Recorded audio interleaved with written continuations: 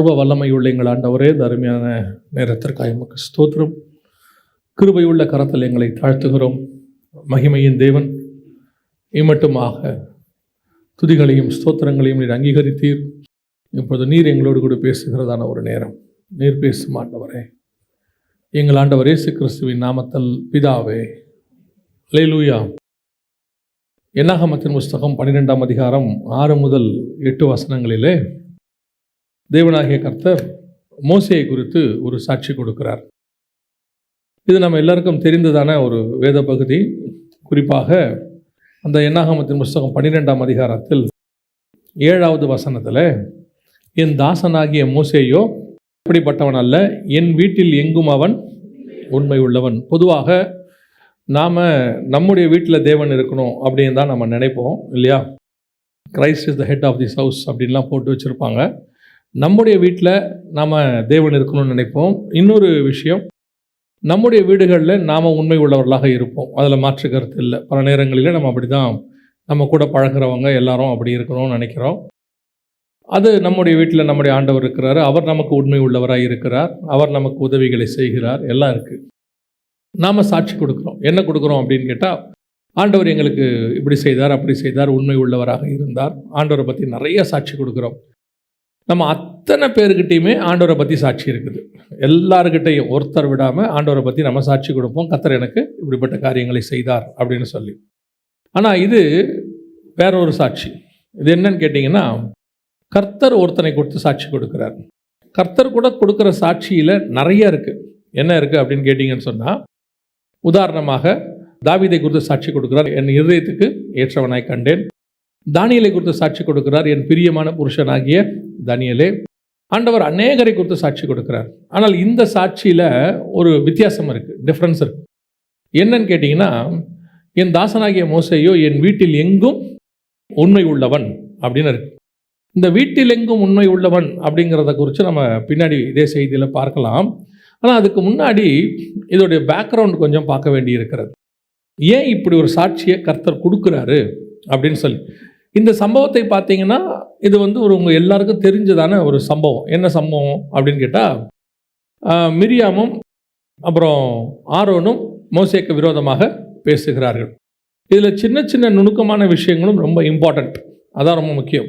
கர்த்தர் ஒரு விஷயத்தை வேதத்தில் கொடுக்குறாருன்னா அதுக்கு பின்னாடி தேவனுடையதான மகத்துவம் இருக்கும், அல்லது நம்ம தெரிஞ்சுக்க வேண்டிய விஷயம் இருக்கும், அல்லது நாம் அதன்படி வாழ வேண்டியிருக்கும். ஏதோ ஒரு நோக்கத்துக்கு தான் அது பைபிளில் இருக்குது.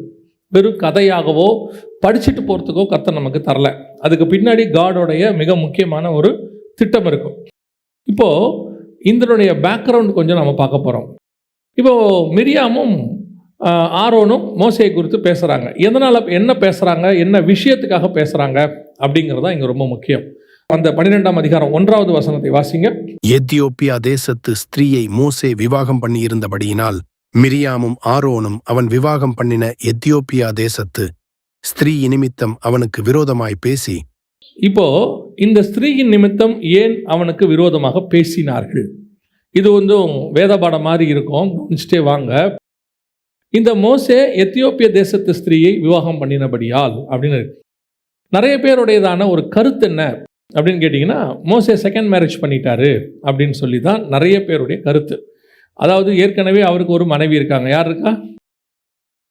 மோசையோடைய மனைவி பேர் ஞாபகம் இருக்கா? சரி, நல்ல வேலை. நான் அன்றைக்கி ஒருத்தரை கேட்கும்போது மிஸ்ஸஸ் மோசேன்னாங்க.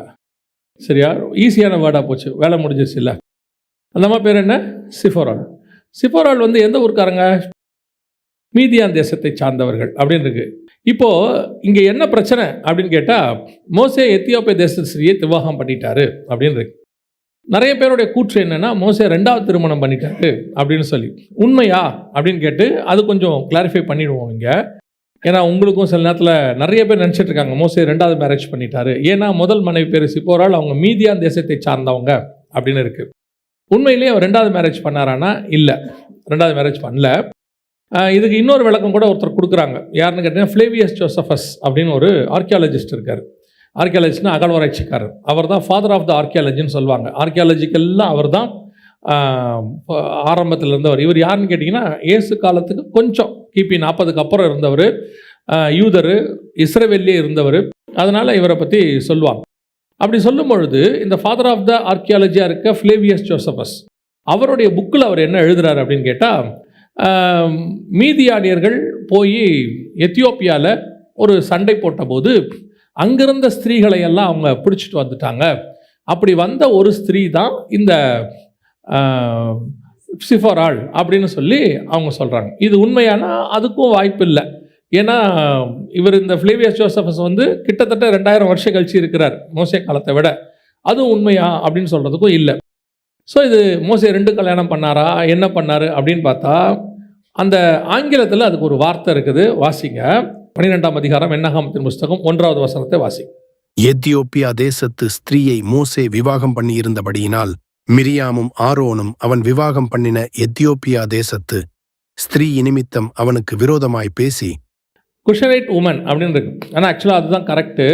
என்கேஜேவிலையும் என்னமோ குஷனைட் உமன் தான் இருக்குது. குஷனைட் உமன்னா என்ன அப்படின்னு கேட்டிங்கன்னா, கூஷ் அப்படின்னு ஒருத்தர் இருக்கிறான் இல்லையா, நிம்ரோத்தோடையதான பரம்பரில் கூஷின் குமாரன் ஆகிய அந்த பிரிவை சார்ந்தவங்க இவங்க. நிம்ரோத் யாருன்னா கானான், அவருடையதான பிரிவில் வரக்கூடியவங்க. இவங்க எங்கே குடியிருக்கிறாங்கன்னா மீதியான் தேசத்தில் குடியிருக்கிறாங்க. நான் இந்த விளக்கத்தை ஏன் கொடுக்குறேன்னா, நிறைய பேர் மோசேக்கு 2 கல்யாணம் ஆயிடுச்சு அப்படின்னு சொல்லிட்டு இருக்கிறாங்க. அதனால் அந்த விளக்கத்தை கொடுக்குறேன். அதுக்கு பின்னாடி மிரியாம் விஷயமும் இருக்குது, அதுக்கு தான். அப்போது அவங்க என்ன சொல்கிறாங்கன்னா, அந்த குஷனைட் அப்படின்னு சொல்லக்கூடியது வந்து கூஷ் பரம்பரையிலேருந்து வரக்கூடியவங்க.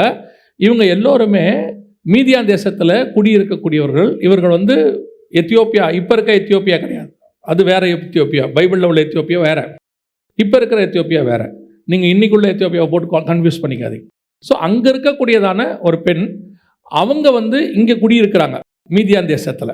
ஸோ அவங்களைத்தான் மோசே என்ன பண்ணியிருக்கிறாரு, திருமணம் பண்ணியிருக்கிறாரு அப்படிங்கிறது தான் உண்மையும் கூட. அந்த மீதியான் தேசத்தில் இருக்கக்கூடியதான ஒரு எத்தியோப்பிய ஸ்திரீ இவங்க. அதான் அங்கே விஷயமே. ஏன் இவங்களை மீதியார்னு சொல்கிறாங்க அப்படின்னு கேட்டிங்கன்னா, இப்போ உதாரணத்துக்கு நாம் வந்து தமிழ்நாட்டில் இருக்கிறோம், ஆனால் வெளியே போனால் இந்தியன்ஸ்னு சொல்லுவாங்க. ஓவராலாக சொல்லும் போது இந்தியாவில் இருக்கிற தமிழ்நாடு அப்படின்னு நம்ம சொல்கிற மாதிரி. இன்னும் கூட ஒரு விளக்கத்தை உங்களுக்கு நீங்கள் யோசித்து பாருங்கள், உங்களுக்கு புரியும். எஸ்தரின் புஸ்தகம் 2ஆம் அதிகாரம் மொர்தெகாயை குறித்து ஒரு வார்த்தை அங்கே சொல்லப்படும். 2ஆம் அதிகாரம் 5வது வசனம் வாசி. அப்பொழுது சூசான் அரமனையிலே பென்யமீனியனாகிய கீச்சின் குமாரன், சீமையினுடைய மகனாகிய யாவீரின் குமாரன் மொர்தெகாய் என்னும் பேருள்ள ஒரு யூதன் இருந்தான். ஆனால் அவன் யாருன்னு ஆரம்பத்தில் ஆரம்பிக்குது, பென்யமீனாக. பென்யமீன் என்பது வேற கோத்திரம், யூதன் என்பது வேற கோத்திரம். 12 கோத்திரத்தில் 4வது கோத்திரம் தான் யூதா கோத்திரம், கடைசி கோத்திரம் தான் பென்யமீன். 2 வெவ்வேறு கோத்திரம். ஆனால் இந்த இடத்துல வசனம் என்ன சொல்லுது, பென்யமீனாகிய ஒரு யூதன் இருந்தான் அப்படின்னு இருக்கு. அப்போ யூதனா பென்யமீனா? மொர்தெகாய் யூத பிரிவை சார்ந்தவனா அல்லது பெஞ்சமின் பிரிவை சார்ந்தவனா அப்படின்னு பார்த்தீங்கன்னா, அன்னைக்கு உள்ள அந்த சாம்ராஜ்யத்தில், மேதிய பெர்சிய சாம்ராஜ்யத்தில் இஸ்ரவேலர்கள் அத்தனை பேருமே யூதர்கள் என்று எண்ணப்பட்டார்கள். எல்லாருமே யூதர்கள் தான் மொத்தமாக சொன்னாங்க. இப்போ இஸ்ரவேலர்கள் நம்ம சொல்கிறோம்ல, அத்தனை பேர் நம்ம என்ன தான் சொல்கிறோம், இஸ்ரேலில் இருக்கிறவங்களெல்லாம் யூதர்கள் தான் சொல்கிறோம். ஆனால் 12 ட்ரைப் அங்கே இருக்குது.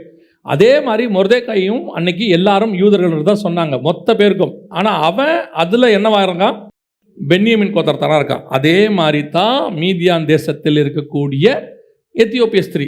ஏன் இது இவ்வளோ பர்டிகுலராக பேசப்படுது, ஏன் மிரியாமும் ஆரோனும் உட்காந்து இதை பேசுகிறாங்கன்னா, இந்த அம்மா வந்து கருப்பினத்தை சார்ந்தவங்க. எத்தியோப்பியன்ஸ் உங்களுக்கு தெரியும், கருப்பினத்தை சார்ந்தவங்க. இஸ்ரவேலர்கள் வேற இனம். 2வது குறிப்பாக என்ன சொல்லணும்னா, இவங்க வந்து புறஜாதியார். இவங்க யார், தேவனை அறியாத புறஜாதியார். இவர் போய் என்ன பண்ணுறாரு, 40 வருஷம் மீதியான் தேசத்தில் இருக்கும்பொழுது புறஜாதி ஸ்திரீயை கல்யாணம் பண்ணி கொண்டாண்டார். அதுக்கு முன்னாடி உள்ள அதிகாரங்களெல்லாம் நீங்கள் பார்த்தீங்கன்னு சொன்னால், மோசே வந்து கர்த்தரோடு கூட பேசி கர்த்தர்கிட்ட இருந்து வார்த்தையை கொண்டு வந்துக்கிட்டே இருக்கிறார். ஒவ்வொன்றுத்துக்கும் ஒவ்வொரு விஷயத்துக்கும் ஒருத்தன் ஓய்வு நாளில் போய் சொல்லி பொறுக்கிடுவான். இவனை என்ன பண்ணலான்னு கேட்பாங்க, கர்த்தர்கிட்ட கேட்டு சொல்கிறேன் பாரு. மறுநாள் கர்த்தர்கிட்ட கேட்டு சொல்லுவார். இப்போ இவர் கர்த்தரோடு கொடுக்குற ரிலேஷன்ஷிப் இதை பார்க்கும் பொழுது, முதலாவதாக இதை பார்க்கும் பொழுது மிரியாமுக்கும் ஆரோனுக்கும் என்ன வருது, ஒரு பொறாமை வருகிறது. என்னடா இவன் எதுக்கு எடுத்தாலும் என்ன சொல்கிறான், கர்த்தரோட கிட்ட போய் கேட்குறேன், கர்த்தர்கிட்ட போய் கேட்குறேன் அப்படிங்கிறானே. அப்படி பொறாமை வந்துச்சான்னு கேட்டிங்கன்னா, அதே இடத்துல அவங்க திருப்பி சொல்கிறாங்க, கர்த்தர் எங்களோடு கூட பேசவில்லையா? அந்த வசனத்தை வாசிங்க பார்ப்போம். கர்த்தர் மோசேயை கொண்டு மாத்திரம் பேசினாரோ, எங்களை கொண்டு பேசினதில்லையோ என்றார்கள். ஆரோனும் யாரும் பேசுறது, மிரியாம் எங்கே செங்கடலை கடந்து பிடந்து வந்த பிறகு அவங்க ஒரு பாட்டு பாடி டான்ஸ் ஆடுவாங்க. அதில் நிறைய காரியங்கள் பேசுவாங்க. மிரியாமும் தீர்க்க தரிசனம் சொல்லியிருக்கிறாங்க, நிறைய விஷயங்கள் பண்ணியிருக்கிறாங்க. இன்னும் சொல்ல போனால் மிரியாமுக்கிட்ட இருக்க பிரச்சனை என்னென்னா, மோசேவுடைய அக்கா. இவங்க தான் அந்த தண்ணியில் கொண்டு போய் பிள்ளையை விட்ட போது, நாணல் இதில் விட்ட போது, அப்புறம் அந்த பார்வோன் குமாரத்திக்கிட்ட போய் பேசுனது எல்லாமே யார் தான்? மிரியாம். இப்போ இந்த அம்மாவுக்கு என்ன தோணுதுன்னா, நான் பார்த்து வளர்ந்த பையன், நான் பார்த்து தூக்கி விட்டேன், இன்னைக்கு இவன் நமக்கு மேலே எங்கே வந்து நிற்கிறான், மினிஸ்ட்ரியில் வந்து நிற்கிறான். இவன் போய் இன்னைக்கு ஆண்டோட்ட கேட்டால் ஆண்டோட்ட சொல்கிறேங்கிறான். இதை கேட்கும்போது இதுக்கு முன்னாடி இருந்த ஒரு கூட்டம் இருக்குல்ல, இந்த கூட்டத்துக்கு என்ன உண்டாகுது? ஒரு ஜெலஸ், ஒரு பொறாமை உண்டாகிறது. இது ஊழியத்தின் பாதையிலே அல்லது ஆவிக்குரிய வாழ்க்கையிலே உங்களுக்கு நடக்கும். யாருக்கு நடக்கும்? கர்த்தரோடு கூட உண்மையாய் நடக்கிறவர்களுக்கு இது நடக்கும். நீங்கள் கர்த்தரோடு கூட உண்மையாக நடக்கணும்னு டிசைட் பண்ணிட்டீங்கன்னா, சில நேரத்தில் கர்த்தர் என்ன செய்வார், உங்களை விட கீழே மேலே இருக்கிறவங்களுக்கு உங்களை மேலே கொண்டு போவார், தலைமைக்கு கொண்டு போவார், அல்லது உங்களை கர்த்தர் எடுத்து பயன்படுத்துவார். பயன்படுத்த ஆரம்பிக்கும் போது கீழே இருக்கிறவனால அதை அக்செப்ட் பண்ண முடியாது. அதை அக்செப்ட் பண்ணணும். அக்செப்ட் பண்ணாவிட்டால், அதை நீங்கள் ஏற்றுக்கொள்ளாவிட்டால், அது உங்களுக்கு தான் பாடு, உங்களுக்கு தான் பிரச்சனை. பல நேரத்தில் இதான் நடக்கும். ஒரு ரொம்ப நல்ல உதாரணம் எடுத்துக்கிட்டிங்கன்னா, யோசுவாவும் காலேபும் கானான் தேசத்துக்கு போகிற காலத்தில் ஒன்றா போவாங்க, 2 பேரும், 12 பேரில் அவனும். திரும்பி வரும்பொழுது காலேப் தான் பேசுவார். என் தாசனாகிய காலேபோ வேறாவி உடையவன் அப்படிம்பார், விசேஷித்த ஆவி உடையவன். அப்படி இருந்த ஒரு ஆள். ஆனால் கர்த்தர் யாரை சூஸ் பண்ணுறாரு? மோசேக்கு அப்புறம் யோசுவாவை சூஸ் பண்ணுறார். காலம் போயிடுச்சு, கடைசி காலம் ஆயிடுச்சு. இப்போ மலை தேசத்தை பிடிக்கணும்னு ஒரு பிரச்சனை வரும்போது அதுதான் காலேபுடைய டிசைபிள்ஷிப். வரும்பொழுது காலேப் சொல்கிற வார்த்தை என்னன்னா, நியாயமாக என்ன சொல்லியிருக்கணும்? நம்மளாக இருந்தால் என்ன சொல்லுவோம்? ஏப்பா இந்த மலை தேசத்தை பிடிக்கணும் அப்படின்னு ஒன்று போய் பிடிங்கப்பா, இல்லை யோசுவாவை கேட்க வேண்டாமா? அது நம்மால் என் கூட வந்தாள், நான் பார்த்துருந்த பையன், ஏன்னா அன்றைக்கெல்லாம் அவனை விட நான் தான் ரொம்ப சீனியராக இருந்தாலும் அந்த வார்த்தையெல்லாம் அவர் யூஸ் பண்ண மாட்டார். இன்னும் கொஞ்சம் ஒரு படி பேர் நம்ம கொஞ்சம் சாஃப்ட்வேர் ஆளாக இருந்தால் நம்ம என்ன பண்ணுவோம்? பசங்களை அனுப்பி அப்பா கேட்க சொன்னார் அப்படின்னு சொல்லுவோம். அதுவும் இருக்காது. காலேபே போய் கேட்பான், நான் 80 வயதுள்ள இருக்கிறேன், நான் போய் இந்த மலை தேசத்தை பிடிக்கலாமான்னு. இதுதான் பெஸ்ட் டிசைபிள்ஷிப்புக்கான உதாரணம், சீஷத்துவம். சில நேரங்களிலே கர்த்தர் உங்களை விட சிறியவர்களுக்கு மேலே அவங்கள மேலே கொண்டு வந்து உட்கார வைப்பார். வச்சுட்டாருன்னா அந்த தலைமையை ஏற்றுக்கொள்ள வேண்டியது உங்களுடைய பொறுப்பு. அதற்கு நீங்கள் கீழ்ப்படிய வேண்டியது உங்களுடைய அவசியம். பைபிளில் உள்ளதான் நான் உங்களுக்கு சொல்கிறேன். இப்போ யோசிச்சு பாருங்க, திடீர்னு தாவீதை கொண்டு வந்து என்ன பண்ணிட்டாரு? அவன் 7 சகோதரர்களுக்கு மேலே கொண்டு வந்து உட்கார வச்சிட்டார் ஆண்டவர், ராஜாவாக்கிட்டார். இப்போ என்ன பண்ணுவீங்க? உட்காந்து வேற வழியே கிடையாது. நீங்கள் தாவீதை ராஜாவை ஏற்றுக்கொள்ளத்தான் வேண்டும். காரணம், கர்த்தர் அவன் அபிஷேகம் பண்ணிட்டார். பல நேரங்களிலே நாம் என்ன நினைக்கிறோம்? இவ யாரு? நம்முடைய ப்ராக்டிக்கல் விஷயத்தை பார்ப்போம். இந்த பிரச்சனை மரியாள்கிட்ட இருக்கும். அவங்க நேராக போய் கேட்பாங்க இயேசுகிட்ட, உம்முடைய தாயும் சகோதரர்களும் வந்திருக்கிறார்கள். அவர் இப்போ அவங்களுக்கு பையன் கிடையாது, அவர் சர்வ வல்லமை உள்ள தேவன், அவர் தேவனுடைய குமாரன், அவர் மரியாளின் மைந்தன் கிடையாது அந்த இடத்துல. அதனால தான் வெளிப்படுத்தின விசேஷத்தில் தியேத்தர சபைக்கு எழுதும் போது தேவனுடைய குமாரன் சொல்லுகிறதாவதுன்னு இருக்கும். இந்த உயர்வை கட்டளையிடும் போது அதை அக்செப்ட் பண்ணக்கூடியதான மனநிலை வரணும். பல நேரத்தில் இங்கே தான் நம்ம மிஸ் ஆகிறோம். தாவீதின் சகோதரர்கள், தாவீது அவர் ராஜாவை மாற்றும் போது தாவீதின் சகோதரர் ஏற்றுக்கொள்கிறார்கள். ஆனால் இதே காரியத்தை பல நேரத்தில் நம்மளால் ஏற்றுக்கொள்ள முடியாது. நம்மளை விட கீழே நான் சொல்லுவேன், ஏலியை பற்றி உங்கள் எல்லாருக்கும் தெரியும், 1 சாமுவேல் புஸ்தகத்தில் இருக்கு. ஏலி நிறைய மிஸ்டேக்ஸ் ஏலிக்கிட்ட இருக்கு. ஆனால் ஒரு சில நல்ல குவாலிட்டியும் அவர்கிட்ட இருக்கும். அதில் ஒரு அற்புதமான குவாலிட்டி என்னன்னா, தன்னை தாண்டி கர்த்தர் யார்கிட்ட பேசுறாரு? சாமுவேல்கிட்ட பேசுறாரு. இவர் தான் பிரதான ஆசாரியன், ஆனால் அவர் இவருக்கு அசிஸ்டண்ட்டு. தேவன் யார்கிட்ட பேசுறாரு? அசிஸ்டண்ட்டை பேசுறாரு. ஏலி சொல்கிற வார்த்தை என்னவா இருக்குன்னு கேட்டிங்கன்னா, கர்த்தர் என்ன பேசினார் என்கிட்ட சொல்லும் பாப்பில். நம்மளாம் தான் என்ன பண்ணிடுவோம் தெரியுமா? ஒரே போடா கர்த்தர் உங்ககிட்ட பேசலைன்றோம். அது எப்படி என்னை தாண்டி கர்த்தர் உங்ககிட்ட பேசுவார்? நான் இல்லாமல் கர்த்தர் எப்படி உங்ககிட்ட பேசுவார்? ஆண்டவர் சில நேரத்தில் யாருக்கிட்ட வேணாலும் பேசுவார். தீர்க்கதரிசிக்கு பதிலாக பேசாமல் ஆண்டவர் கழுதைக்கிட்டே பேசுறது பெட்டர்னு கழுதைக்கிட்ட பேசிக்கிட்டு இருப்பார். இப்போ தீர்க்கதரிசி கேட்க முடியுமா உங்கள்கிட்ட ஏன் பேசினார் ஆண்டவர்னு? இன்னைக்கு நாம் இந்த மனநிலையில் தான் இருக்கிறோம். அவ யாருங்க? அவருடைய உலக பிரகாரமான காரியத்தை பார்க்கிறோம். இவர்கிட்ட போய் கர்த்தர் பேசுவாரா? இவர் யாருன்னு நமக்கு தெரியாதா? இவர் மாடு மேய்க்கிறவர், ஆடு மேய்க்கிறவர், இவர் படிப்பறிவு இல்லாதவர், என்ன வேணா இருக்கட்டும். கர்த்தர் ஒருத்தனை அபிஷேகம் பண்ணினால் அந்த அபிஷேகத்துக்கு கனம் கொடுக்க வேண்டியது நம்முடைய பொறுப்பு. ஏன்னா கர்த்தர் அபிஷேகம் பண்ணிட்டார், அவ்வளோதான். நம்ம அதுக்கு தாண்டி ஒன்றும் கேட்க வேண்டியதே இல்லையே, அவரே அபிஷேகம் பண்ணிட்டாரே.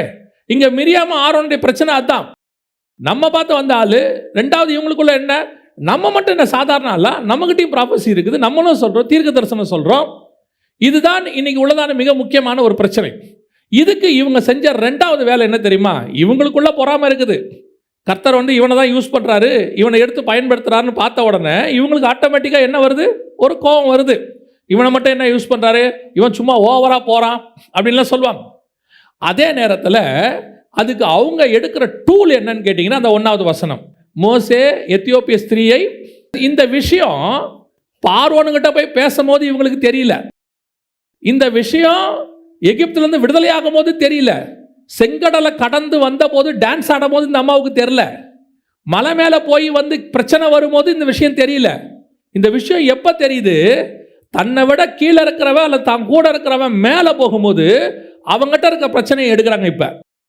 இப்போ உலக பிரகாரமாக பார்த்தா அது பிரச்சனை தான். இவர் என்ன பண்ணிட்டாரு? எத்தியோப்பிய ஸ்திரியை திருமணம் பண்ணிட்டார், புறஜாதி ஸ்திரியை கல்யாணம் பண்ணிட்டார். உலக பிரகாரமாக நியாய பிரமாணத்தின்படி அது தப்புனே வச்சுக்கோங்க, கரெக்ட் தான், அப்படிதான். ஆனால் இன்னைக்கு உலகம் உங்ககிட்ட என்ன பேசுது? நீ உயர்த்தப்படும் போது, நீ ஆசீர்வதிக்கப்படும் போது, உன்னை பார்த்து ஒரு பொறாமை வரும்போது உங்ககிட்ட இருக்கிற குறையை எடுத்து பேசும். நாம் ஒரு குறையை எடுத்து பேசும்போது நமக்கு அது என்னங்க, என்னை பற்றி இப்படி பேசுகிறாங்க, நாமளும் அதில் மிஸ்டேக் உள்ளவங்களா இருக்கிறோம். நாம் என்ன பண்ணுறோம்? யாரையாவது ஆசீர்வதிக்கிற போது பார்க்கும்போது அவங்ககிட்ட இருக்க சின்ன சின்ன குறைகள் அவங்ககிட்ட இருக்க பெரிய குறையாகவே இருக்கட்டும், அது உங்களுக்கு தெரியுது. தெரிய ஆரம்பிக்கும் போது ஆட்டோமேட்டிக்காக அவன் உயர்த்தப்படுற பொறாமையில் அவங்ககிட்ட இருக்கிற குறைய பேசுகிறோம், அவங்ககிட்ட இருக்க காரியத்தை. நான் இப்பவும் சொல்கிறேன், இந்த உலகத்தில் குறையில்லாதவன் ஒருத்தனுமே கிடையாது. இயேசு கிறிஸ்து ஒருத்தர் மட்டும்தான். அவரை தவிர்த்து குறையில்லாத மனுஷன் உலகத்தில் யாரும் கிடையாது, ஒருத்தர் கூட கிடையாது. ஆனால் அபிஷேகம் பண்ணப்பட்ட ஒருத்தனை நீ பேசுற பத்தியா, அதற்கான பலன் கண்டிப்பாக உனக்கு உண்டு, நிச்சயம் உண்டு. ஏன் அவன் பலகீனமானவன்? யாரும் இல்லை, வேற வழியே இல்லை, கர்த்தரவன் அபிஷேகம் பண்ணிட்டார். இப்போ மோசேயை பொறுத்த வரைக்கும் எல்லாருடைய பார்வைக்கும் இப்படி எடுத்துக்கோங்க, 6 லட்சம் புருஷர் இருக்காங்க, எல்லாம் இருக்கிறாங்க, இதெல்லாம் நடக்குது. இதை நடக்கும் பொழுது ஆட்டோமேட்டிக்காக அத்தனை பேருக்கும் மோசையை பார்த்தா ஒரு இடத்துல இப்படி தோணதான் செய்யும். நாங்கள்லாம் ப்ராப்பர் திருமணம் பண்ணியிருக்கிறோம், நாங்கள் ப்ராப்பராக இஸ்ரவேலுக்குள்ளே பண்ணியிருக்கிறோம், இவர் லீடர் ஆவாராம், இவர் பேசுவாராம், கர்த்தர் சொல்லுவாராம், நாங்கள் கேட்போமா? இதுதான் அவங்க விஷயம். இன்னைக்கும் இந்த சுபாவம் விசுவாசிகளுக்குள்ள இருக்கு, ஊழியர்களுக்குள்ள இருக்குது. யாருக்கிட்ட குறை இருக்குதோ அந்த குறையை எடுத்து பேசுகிற அதிகாரம் உங்களுக்கும் எனக்கும் இல்லை. கர்த்தர் அந்த அதிகாரத்தை கொடுக்கல. யாரை பற்றியுமே பேசாதீங்க, அது அவசியமும் இல்லை. இப்போ என்ன ஆகுது? மோசேக்கிட்ட ஒரு குறை இருக்குது, நான் இப்போ குறை இல்லைன்னே சொல்லலை, குறை இருக்குது, ஆனால் பேச வேண்டாம் என்று தான் சொல்கிறேன். சரி, இப்போ மோசேக்கிட்ட இருக்கிற குறைய உண்மையா? அடுத்த கேள்வி. இப்போ இந்த பிரச்சனைக்கு என்ன உண்மைன்னு பாருங்க, வாசிங்க. யாத்ராகமத்தின் புஸ்தகம் 4ஆம் அதிகாரம் 24 முதல் 26 வாசிங்க. வழியிலே தங்கும் இடத்தில் கர்த்தர் அவனுக்கு எதிர்பட்டு அவனை கொல்ல பார்த்தார். அப்பொழுது சிப்போரால் கருக்கான ஒரு கல்லை எடுத்து தன் புத்திரனுடைய நுனித்தோலை அறுத்து அதை அவன் கால்களுக்கு முன்பாக எறிந்து, நீர் எனக்கு இரத்த சம்பந்தமான புருஷன் என்றாள். பின்பு அவர் அவனை விட்டு விலகினார். அப்பொழுது அவள், விருத்த சேதனத்து நிமித்தம் நீர் எனக்கு இரத்த சம்பந்தமான புருஷன் என்றாள். இப்போ இந்த சம்பவம் எங்க நடக்குதுன்னு கேட்டீங்கன்னா, 3ஆம் அதிகாரத்தில் கர்த்தர் அவனை அழைக்கிறார், 4ஆம் அதிகாரத்தில் இந்த சம்பவம் நடக்குது. இப்போ சிப்போரால் எத்தியோப்பிய ஸ்திரீ, மீதியான் தேசத்துக்காரங்க, என்ன வேணா இருக்கட்டும், இப்போ இந்த அம்மா பாளையத்துக்குள்ளே வராங்க. இப்போ வந்துக்கிட்டு இருக்கிறாங்க. எங்கே வராங்க? இஸ்ரவேலுக்குள்ளே எகிப்துக்கு விடுதலையாக்க போகிற அந்த நேரம் வரும்பொழுதே கர்த்தர் என்ன பண்ணிட்டாரு? சிப்போராலோட இடைப்பட்டு இந்த பிரச்சனையை சால்வ் பண்ணிட்டார். எப்படி சால்வ் பண்ணிட்டாரு? வாசிங்க. ஆதியாகமத்தின் புஸ்தகம் 17ஆம் அதிகாரம் 12-13 வாசி. உங்களில் தலைமுறை தலைமுறையாக பிறக்கும் ஆண் பிள்ளைகள் எல்லாம் 8ஆம் நாளிலே விருத்த சேதனம் பண்ணப்பட வேண்டும். வீட்டிலே பிறந்த பிள்ளையும் உன் வித்தல்லாத அந்நியனிடத்தில் பணத்திற்கு கொல்லப்பட்ட எந்த பிள்ளையும் அப்படியே விருத்த சேதனம் பண்ணப்பட வேண்டும். உன் வீட்டிலே பிறந்த பிள்ளையும் உன் பணத்திற்கு கொல்லப்பட்டவனும் விருத்த சேதனம் பண்ணப்பட வேண்டியது அவசியம். இப்படி என் உடன்படிக்கை உங்கள் மாம்சத்திலே நித்திய உடன்படிக்கையாக இருக்க கடவது. இப்போ இந்த அம்மா யாரோட பண்ணிட்டாங்க? கர்த்தரோட என்ன பண்ணிட்டாங்க? இன்னும் நேரடியா லேவியராகமத்தின் புஸ்தகம் 24-22 வாசி. உங்களில் பரதேசிக்கும் சுதேசிக்கும் ஒரே நியாயம் இருக்க வேண்டும். நான் உங்கள் தேவனாகிய கர்த்தர் என்று சொல் என்றார்.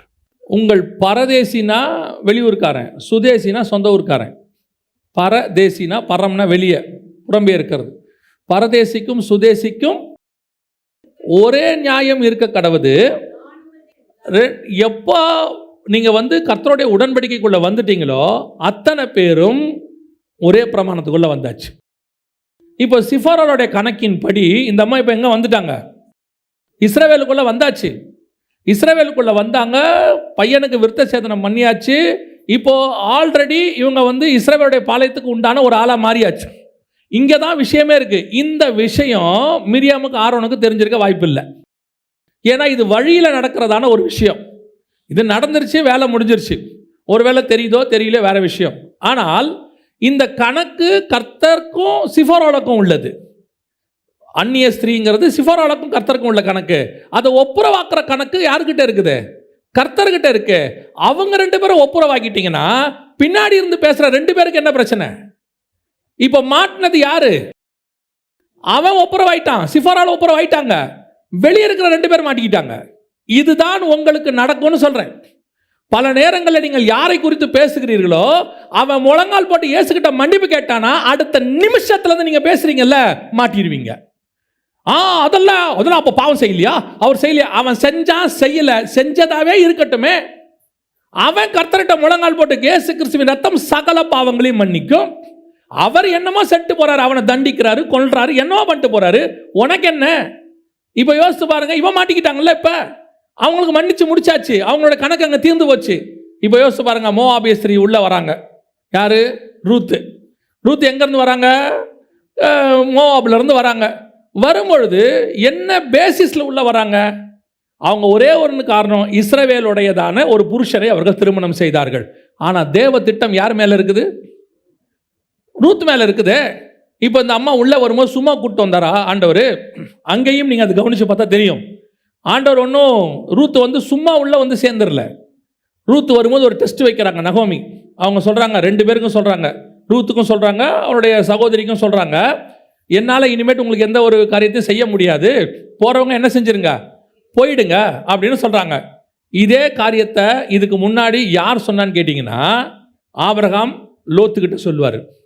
ஏன் ஆபிரகாம் லோத்துக்கிட்ட சொல்கிறத நான் உங்களுக்கு சொல்கிறேன்னா, ஆபிரகாம் லோத்தை பார்த்து சொல்லுவார், நீ எந்த பக்கம் போறியோ போ, நான் உன்னை தடுக்க மாட்டேன், நீ கிழக்கே போனால் நான் மேற்கே போகிறேன் சொல்லிடுவார். இப்போ லோத்து போயிடுவார். இந்த லோத்தோடைய சந்ததி தான் மோவாபு. லோத்தை பார்த்து ஆண்டவர் சொல்கிற வார்த்தை, அந்த பெண் பிள்ளைகள் பிறந்த உடனே 10 தலைமுறை மட்டும் சேர்க்கக்கூடாது இருக்கணும்னு சொல்லி பின்னாடி ஆண்டவர் சொல்வார் சட்டத்தில். கரெக்டாக ரூத்து 11வது தலைமுறை. கரெக்டாக நீங்கள் எடுத்து பாருங்கள், மத்திய சுவிசேஷம் 1ஆம் அதிகாரத்தை எடுத்து பாருங்கள். அந்த ஜென்ரேஷனில் கரெக்டாக 11வது ஜென்ரேஷன் அந்த அம்மா. இந்த கணக்கு யாருக்காவது தெரியுமா? எனக்கு தெரியுமான்னு கேட்கல. இந்த கணக்கு அன்னைக்கு இஸ்ரவேலில் உள்ளவனுக்கு தெரியுமா? 10 தலைமுறை போயிடுச்சு. லோத்து கணக்கையும் கரெக்ட் பண்ணிட்டாரு. அதனால சும்மாவும் சேர்த்துக்கல. லோத்துக்கு என்ன டெஸ்ட் ஆபிரகாம் வச்சு லோத்து போயிட்டாரு. ஆனால் இந்த அம்மா சொல்லுது, அந்த பேச்சு நீ பேச வேண்டாம், உன்னுடைய தேவனே என்னுடைய தேவன். அதை விட சூப்பராக சொல்லும், நீ எங்கே சாவறியோ அங்கே நான் சாவுறேன்னு அந்த அம்மா டெஸ்ட் வச்சு தான் உள்ள கூப்பிட்டு வராரு. இப்போ பார்க்குறவன் என்ன சொல்லுவா, அதென்ன மோவாபு ஸ்திரீ கிட்ட போய் ஒரு குழந்தைய பெற்றுட்டு அதை நம்ம குழந்தைன்னு நகோமி சொல்லுது சொன்னால் அந்த பழி உன் தலை மேலே தான் நிற்கும். ஏன்னா கர்த்தர் எங்கே யாருக்கு கணக்கை சரி பண்ணுறாருன்னு நமக்கு தெரியாது. அவனோட கர்த்தர் எப்படி இடைப்பட்டாரு, அவன் எப்படி மாறினா தெரியாது. சிறைச்சாலைக்குள்ள என்ன நடக்குதுன்னு யாருக்கு தெரியும்? எத்தனையோ சிறைச்சாலைகள் தான் ஒரு மனுஷனையே மாற்றி அமைச்சிருக்குது இல்லையா? உள்ளுக்குள்ள போய் பவுல் உள்ள சிறைச்சாலைக்கு போயிட்டு வராரு. வெளியே வரும்போது ஒரு குடும்பத்தை ஆதாயம் பண்ணிட்டு வெளியே வந்துட்டார். பார்க்குறவனுக்கு என்ன தெரியும்? அவர் ஜெயிலுக்கு போயிட்டு வந்தார், அவ்வளோதானே தெரியும். ஆனால் ஜெயிலுக்குள்ளே பவுல் போனதுக்கான காரணம் ஒரு சந்ததியே அங்கே காப்பாற்றப்பட்டிருக்கிறது. அப்போ உங்களுக்கும் எனக்கும் என்ன வேலை? இங்கே உட்காந்து அவன் சரியில்லை இவன் சரியில்லை. கடைசி காலத்தில் இந்த தூஷிக்கிற ஆவி, அதுவும் மீடியா வந்ததுனால தூஷிக்கிற ஆவி உலகம் முழுக்க போகுது. வாசிச்சு பாருங்க, 2 தீமோத்தேயுவின் புஸ்தகம் 3ஆம் அதிகாரம் 1-2 வசனங்களை வாசிங்க. கடைசி நாட்களில் கொடிய காலங்கள் வரும் என்று அறிவாயாக. எப்படியெனில் மனுஷர்கள் தற்பிரியராயும் பணப்பிரியராயும் வீம்புக்காரராயும் அகந்தையுள்ளவர்களாயும் தூஷிக்கிறவர்களாயும். என்னது? கடைசி கால அடையாளங்களில் மிக முக்கியமானது ஒன்று தூஷித்தல், அடுத்தவனை பற்றி பேசுறது. அந்த ஆவி இப்பொழுது உலகம் முழுக்க கிரியை செய்யுது, அத்தனை பேர் மத்தியிலும் கிரியை செய்யுது. இரவும் பகலும் சகோதரரை குற்றப்படுத்துகிறது யாருடைய வேலை? சாத்தானுடைய வேலை. அப்ப நல்லா கவனிச்சுக்கொள்ளுங்க, ஒருத்தரை குற்றப்படுத்துறது, தூஷிக்கிறது முழுக்க முழுக்க சாத்தானுடைய சுபாவம். கடைசி காலத்தில் கொடிய காலம் என்பதற்கான அடையாளம் ஒன்று என்னன்னா தூஷித்தல். இன்னைக்கு அதான் நடந்துகிட்டு இருக்குது.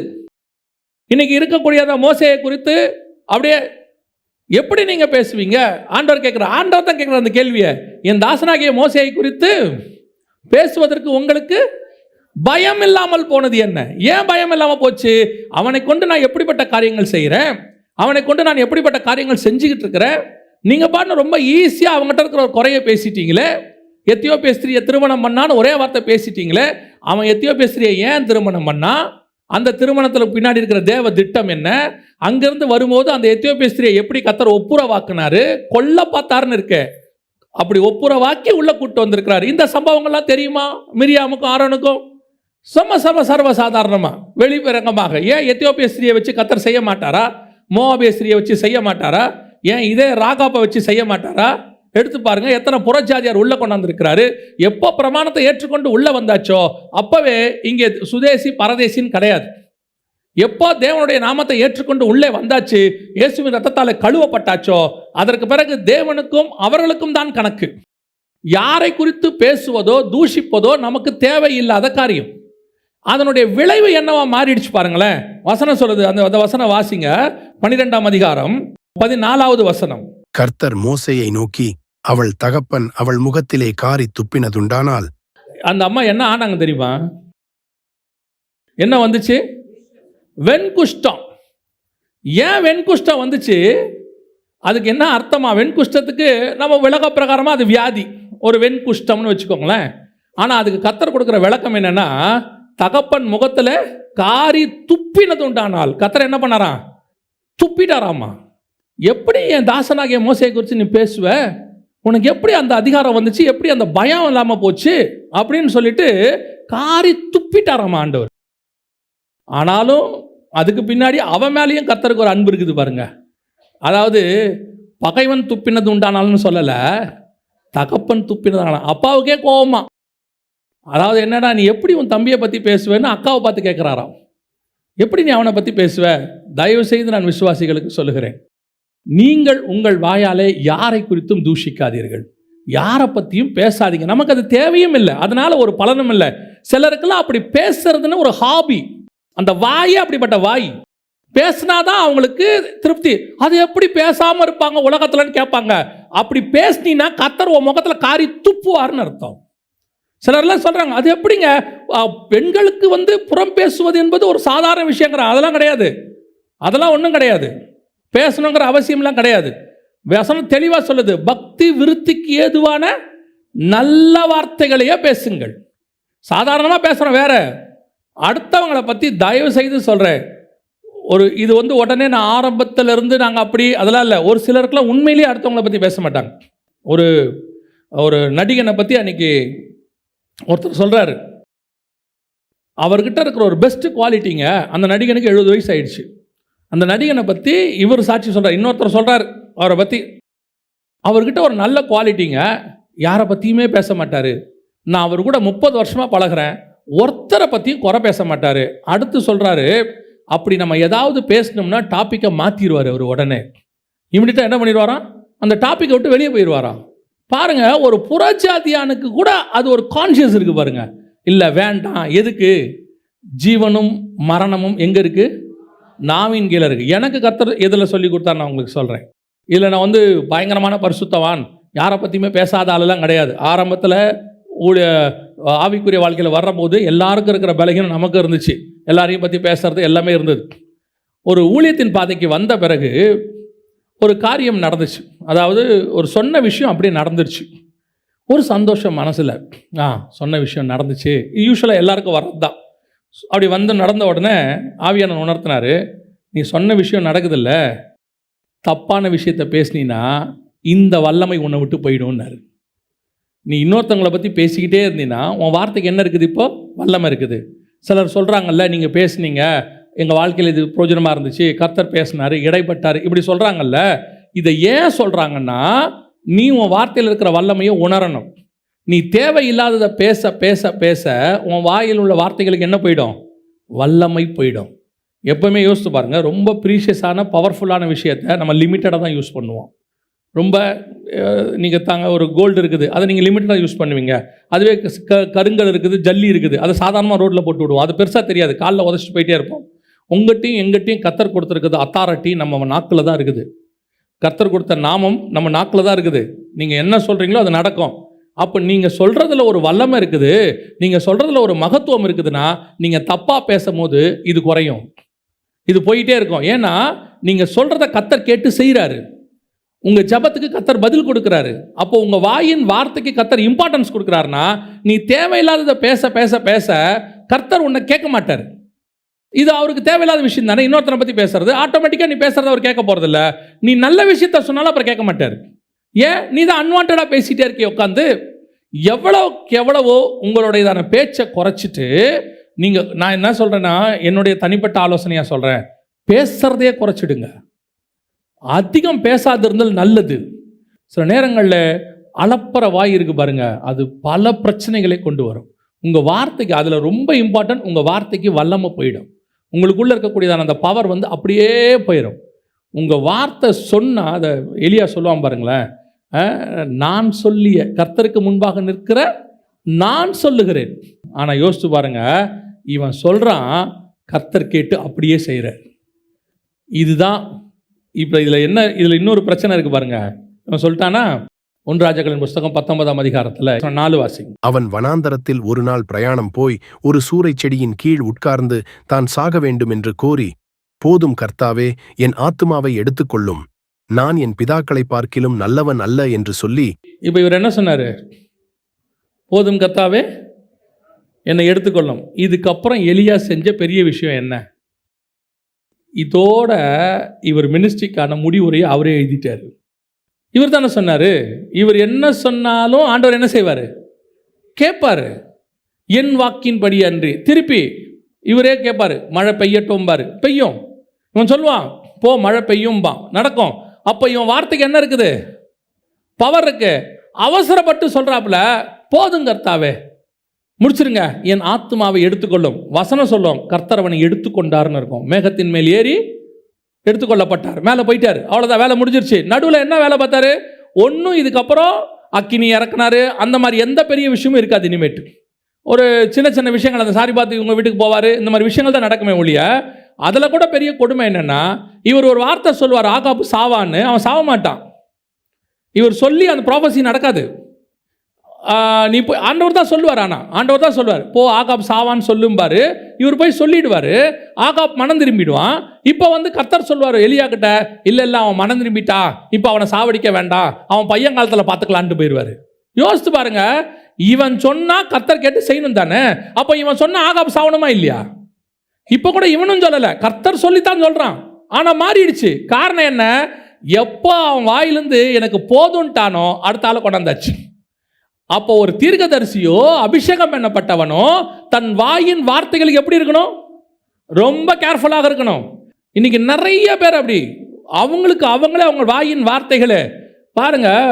உலகத்தான் சொல்கிறான், பாசிட்டிவாக அறிக்கை பண்ணு, பாசிட்டிவாக பேசுன்னு. நீங்கள் பாசிட்டிவாக பேச வேண்டாம், கர்த்தர் மேலே விசுவாசமாக பேசுங்க. உமக்கு சித்தமானதுன்னு சொல்லிட்டு போயிட்டே இருங்களேன். நடந்துட்டு போகுது, அது அவர் சித்தமானது நடக்க போகுது.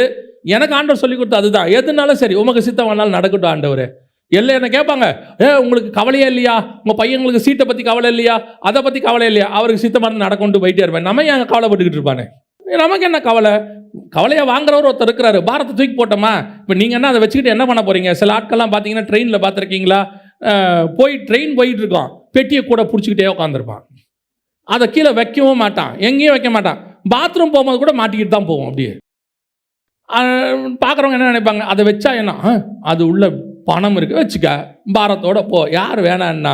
இதில் போய் பாருங்க, சில ஆட்கள்லாம் எதுக்கு எடுத்தாலும் அப்படி நடக்கும், இப்படி நடக்கும். வசனம் சொல்லுது, யோபு தனக்கு பயந்தது நேரிட்டது. அவர் என்ன சொன்னாலும் அதான் நடக்கும். தயவு செய்து விசுவாசிகளுக்கு சொல்கிறேன், எக்காரணம் கொண்டும் உங்கள் வாயிலே வல்லமை உண்டு. அந்த வல்லமையை பாதுகாத்து கொள்ள வேண்டியது நீங்கள் தான், வேற ஒன்றும் செய்ய முடியாது. அடுத்தவனை பற்றி பேச பேச அந்த வல்லமை உன்னை விட்டு போயிட்டே இருக்கும். ஒருவேளை அடுத்தவனை பற்றி பேசலைங்க, நான் ரொம்ப கேர்ஃபுல்லாக இருக்கேன். கேர்ஃபுல்லாக இருக்கும்போது உன்னை பற்றி பேசும்போது கரெக்டாக இருக்கணும். நீங்கள் உங்களை பற்றியும் இதெல்லாம் ஆகாது நடக்காது, நடக்காது. நான் இவங்க சொல்கிற மாதிரியே நடந்துருமா? அதுக்கப்புறம் வந்து என்ன சொல்லுவாங்க தெரியுமா? நான் அப்போவே சொன்னேன் நடக்க போகுதுன்னு. அவன் நடந்துச்சு பார்த்தீங்களா? ஆமாம், நீ சொன்னதுனால தான் நடந்துச்சு. நீ தீர்க்கதரிசிலாம் கிடையாது. உன் வாய் அப்படி. தயவு செய்து உங்கள் வாயின் வார்த்தைகளை என்ன செய்யுங்க? கேர்ஃபுல்லாக இருங்க. கர்த்தர் உங்கள் ஆதியிலே வார்த்தை தான் இருந்துச்சு. அந்த பவரை தான் கர்த்தர் உங்ககிட்ட கொடுத்துருக்கிறாரு. அந்த வார்த்தையை யூஸ் பண்ணும்போது வீட்டில் கூட சரி, அது கணவனோ மனைவியோ பிள்ளைகளோ சிலர்லாம் சும்மா எடுத்தவொடனே நாசமாக போச்சும்மா, முடிஞ்சிச்சு, நாசமாக போச்சு. அப்புறம் கேட்குறது, ஏன் இப்படி நாசமாக போச்சு? நீ சொன்னல, நாசமாக போச்சு. தயவு செய்து வீட்டிலையோ பிள்ளைகளோ பெரியவங்களோ யாராக இருந்தாலும் கேர்ஃபுல்லாக வேர்டை யூஸ் பண்ணுங்க. எனக்கு ஒரு நாள் ஆண்டவர் சொல்லி கொடுத்தாரு, யாரையுமே சபிக்காதேன்னாரு. யாரையுமே என்ன செய்யாத. இப்போ இயேசுகிட்ட வந்து சொல்கிறாங்கல்ல, அக்கினியை என்ன செய்யுங்க? இறக்கி போடும். அவர் சொல்கிறாரு, நீங்கள் என்ன ஆவியை உடையவர்கள்? உன் ஆவி என்ன ஆவி? எதுக்கு இப்போ இறக்கி அவனை சபிக்கணும்? வசனம் நேரடியாகவே இருக்கு, உன் வாயிலிருந்து சாபமான வார்த்தைகள் ஒன்றும் புறப்படாதிருப்பதாக. இல்லைங்க, அவங்க பண்ணுறது அவ்வளோ டென்ஷனாக இருக்குது. ஆமாம் சொல்கிறேன், அப்போ தான் புறப்படக்கூடாது. அதான் டெஸ்ட்டு. நீங்கள் நல்லா இருக்கணும் சபிப்பீங்களா? ஒருத்தர் கொண்டாந்து உங்களுக்கு ஸ்வீட் பாக்ஸ் கொடுக்குறாரு, நாசமாக போக சொல்லவா போகிறீங்க? நீங்கள் நியாயமாக யாரை சபிக்க வேண்டி வரும்? உங்களுக்கு தீங்கு செய்கிறவங்க, உங்களுக்கு கேடு, அவங்க தானே வரும். அப்போ தானே வாயிலிருந்து வார்த்தை புறப்படக்கூடாது சாபமா? இவங்க என்ன சொல்கிறாங்க, நான் என்ன சும்மாவா சபிக்கிறேன், அவங்க அப்படி பண்ணாங்க சபிக்கிறேன். அதனால தான் ஆண்டவர் சொன்னா அவன் அப்படி பண்ணுவான் சபிக்காதுன்னு. இயேசுநாதரை பிடிச்சி சிலுவையில் அடிச்சு விட்டான், அடி நொறுக்கி எடுக்கிறான்.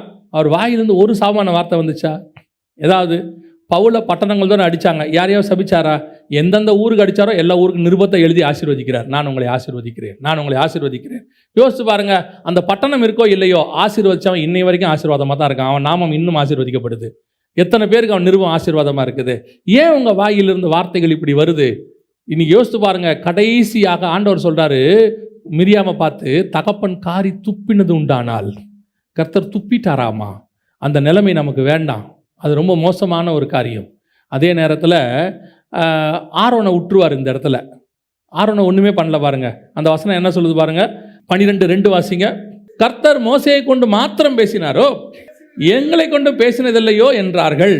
2 பேரும் தான் பேசினாங்க. தண்டனை யாருக்கு மட்டும் கிடைச்சிச்சு? மிரியாமுக்கு மட்டும் கிடைச்சிச்சு. யாருக்கு கிடைக்கல? ஆரோனுக்கு கிடைக்கல. ஒருத்தர் இந்த கேள்வி கேட்டாங்க. அதனால தான் இந்த செய்தி வழியாக அந்த பதிலையும் சொல்லிடுறேன். எப்போவுமே கர்த்தர் ஆரோனை சபிக்க மாட்டார். கர்த்தர் ஆரோனை விட்டுருவார் எல்லா இடத்துலையும். பார்த்துருக்கீங்களா? பொண்ணு கண்ணுக்குட்டி செஞ்சார்ல, பொண்ணு கண்ணுக்குட்டி செஞ்ச இடத்துல ஆரோனை விட்டுருவார் பாருங்க, இல்லையா?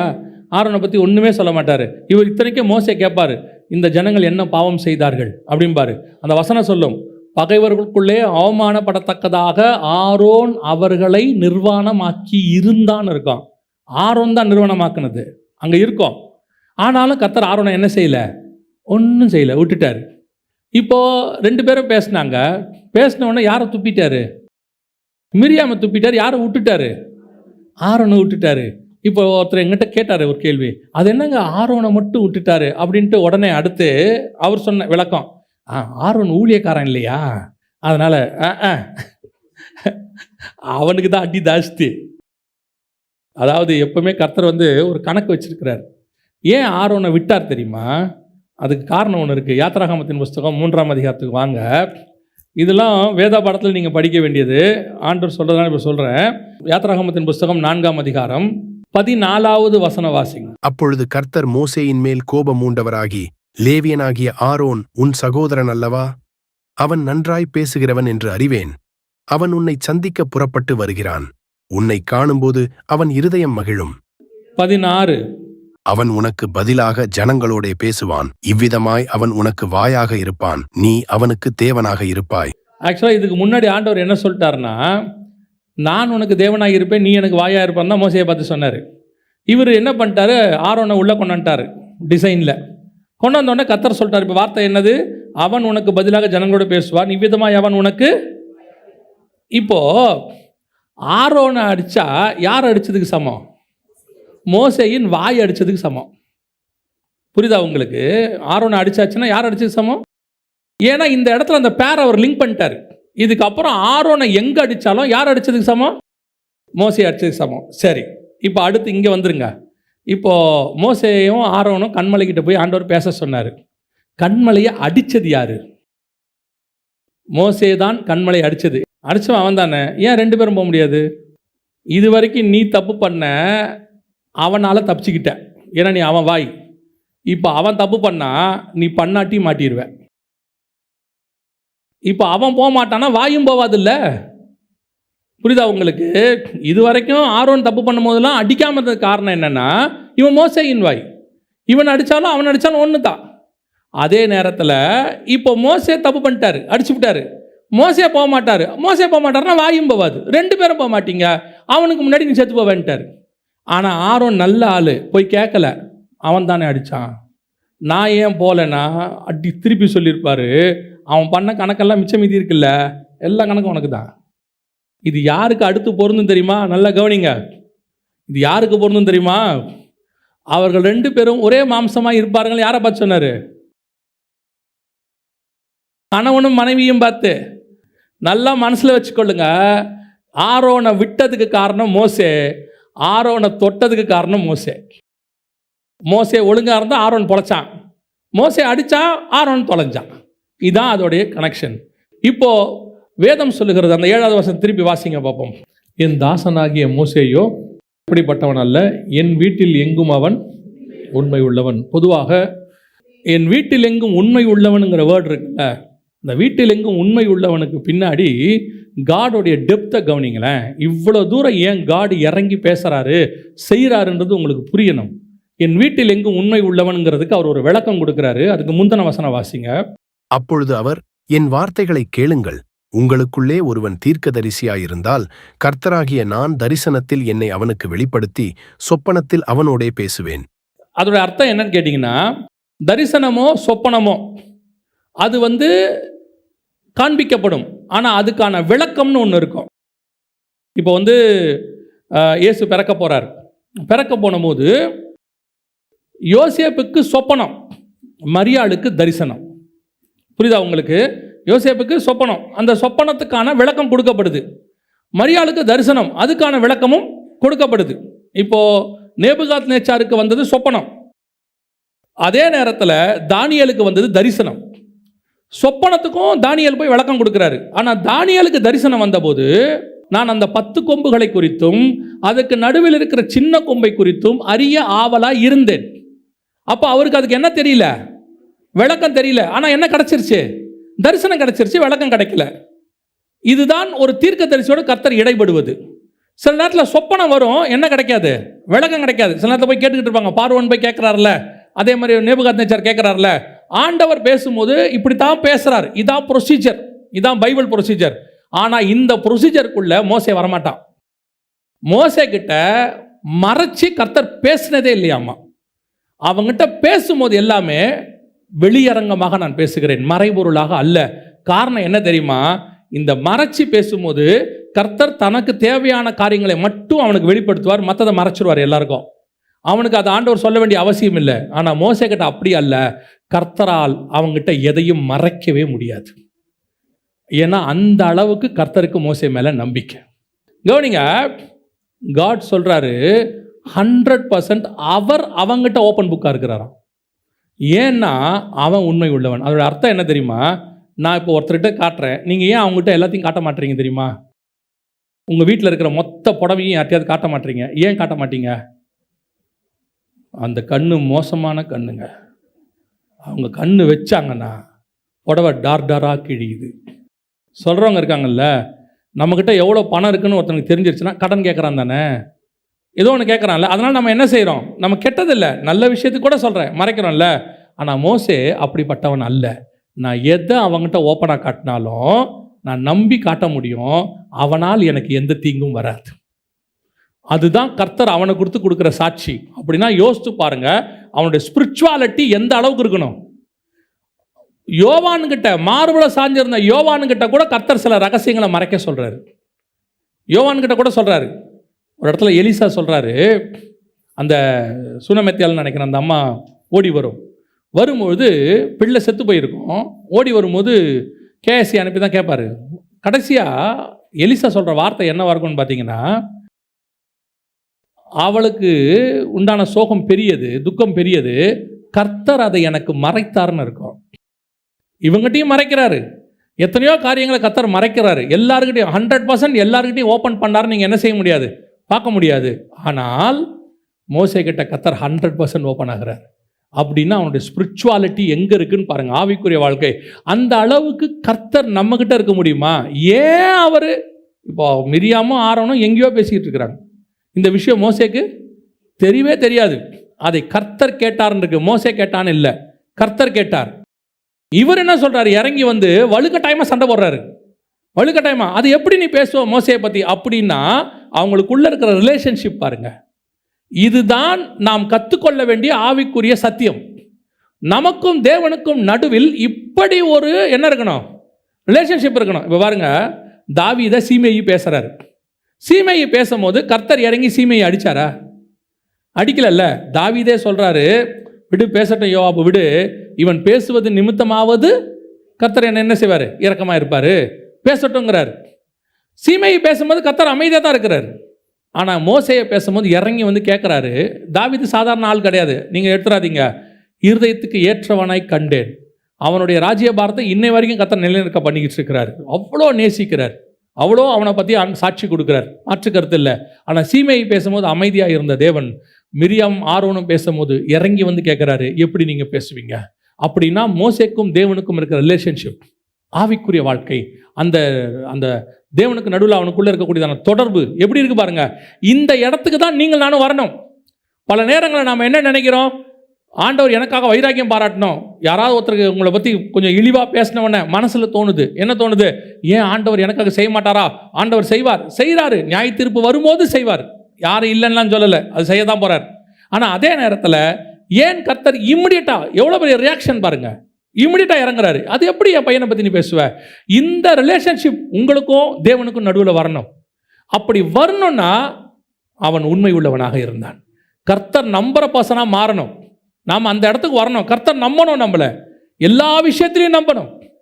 அந்த இடத்துக்கு வர அவர் எவ்வளோ தூரம் நம்பியிருக்கார் பாருங்க. அவங்ககிட்ட நான் மறைபொருளாய் அல்ல வெளியரங்கமாய் பேசுகிறேன். இப்போது மோசே எழுதின புக்ஸ் எல்லாம் உங்களுக்கு தெரியும். எத்தனை புக் எழுதினார் மோசே? 5 ஆகமங்கள் எழுதியிருக்கிறாரு. அதில் முதல் ஆகமம் என்னது? ஆதி ஆகமம் இருக்கும்போது மோசேவே இல்லை, யாத்திராகமத்தில் தான் மோசே வராரு. ஆனால் உலகத்தினுடைய கிரியேஷன் அத்தனையும் வெளியரங்கமாய் அவனுக்கு காட்டுகிறார். எப்படி உண்டாகுது, நான் எப்படி படைச்சேன், எப்படி மனுஷனை உண்டாக்கினேன், அவனுக்கு எப்படி எவ்வளோ அழகாக எக்ஸ்பிளைன் பண்ணியிருக்கிறார் பாருங்க.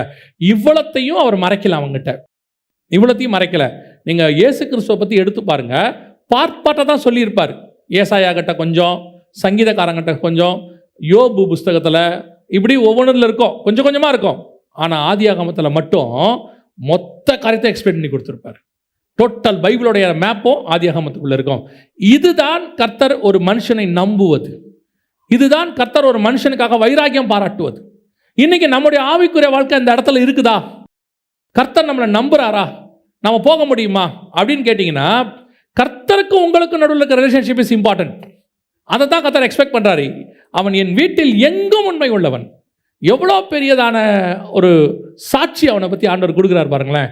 இதுக்கு முந்தின அதிகாரத்தில் ஒரு சம்பவம் நடக்கும். இந்த சம்பவத்துக்கெல்லாம் அதான் பேஸ். நான் அதை சொல்லிட்டு முடிக்கிறேன், கவனிங்க. அதுதான் அதுக்கு பேஸ். இதுக்கு முந்தின அதிகாரத்தில் இருக்கும்.